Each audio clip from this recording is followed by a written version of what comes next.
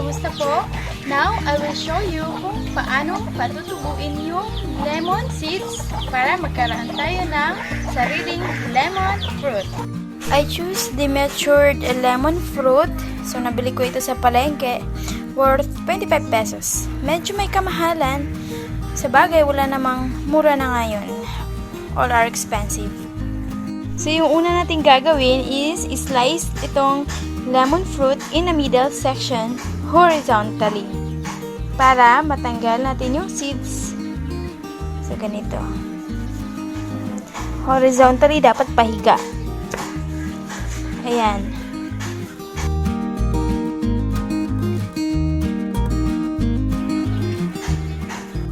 So, now, tatanggalin natin yung seeds at place it in a tissue paper.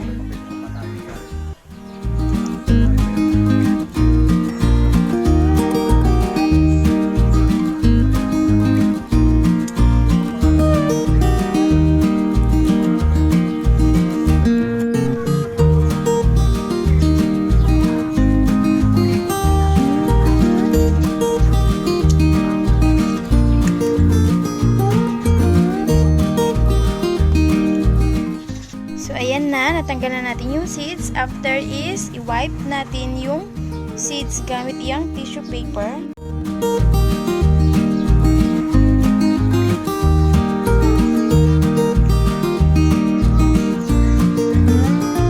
Sunod, tatanggalin natin yung seed coat, yun yung balat ng yung seeds.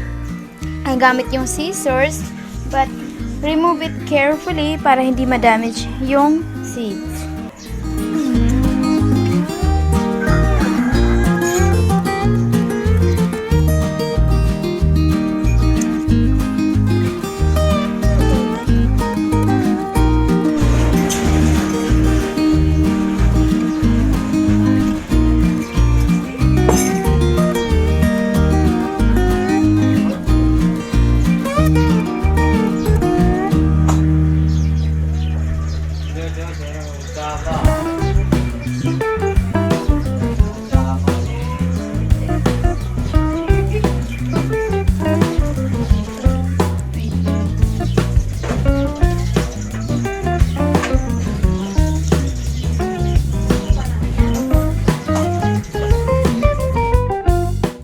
So, ito yung kinalabasan niya after tanggalin yung balat ng seed.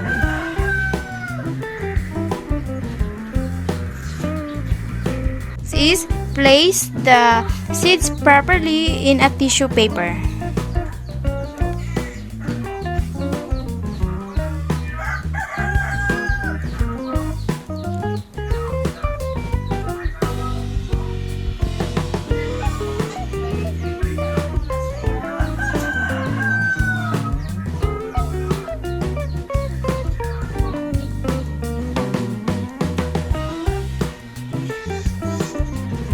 Spray natin ito with water.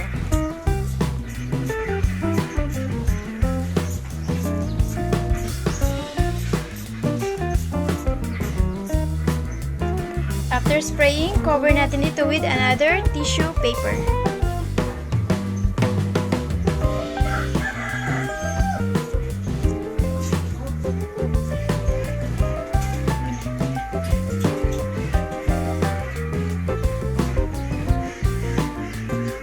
After spraying with water, ilalagay natin ito sa sealed na container and we are going to place this in a cool, dry area.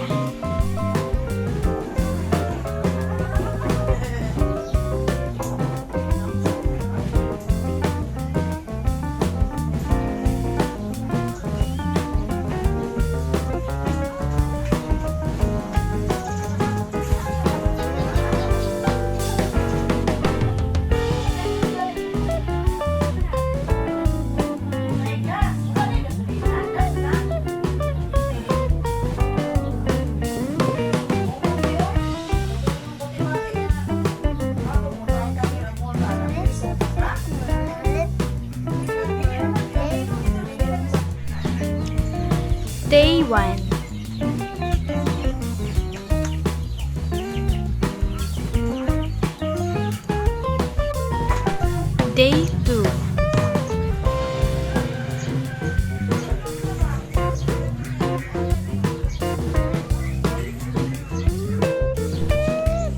Day 3.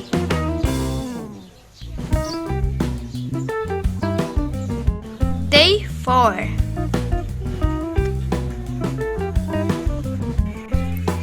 Day 5.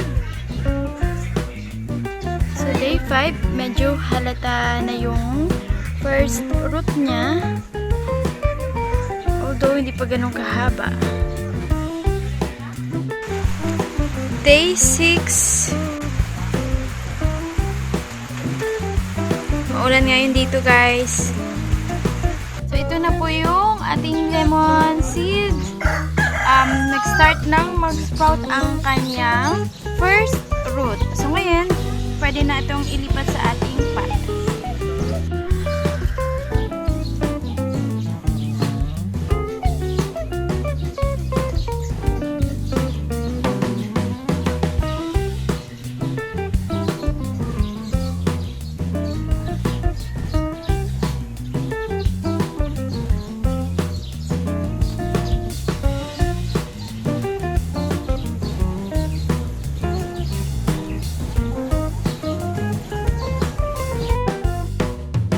This is it, guys.